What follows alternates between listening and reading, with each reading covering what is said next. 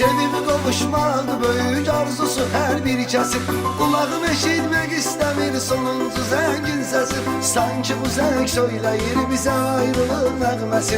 Kulağım eşitmek istemir sonuncu zengin sesim. Sanki bu zevk söyleyir bize ayrılık nəğməsi.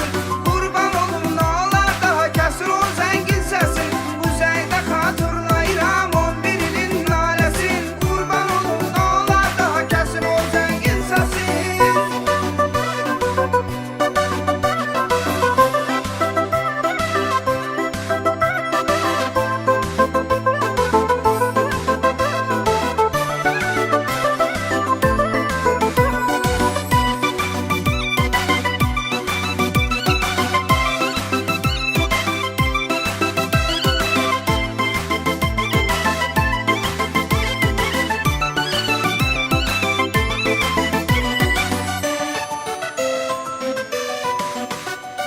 Ben birinci sinife gelerdim bu tersin ocağına.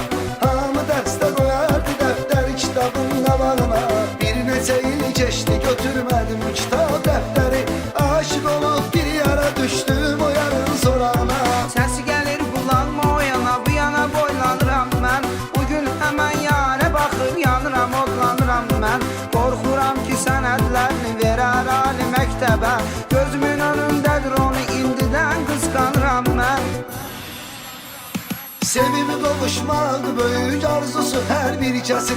Kulağım eşitmek istemir sonuncu zengin sesim. Sanki bu zevk söyleyir bize ayrılık nəğməsi.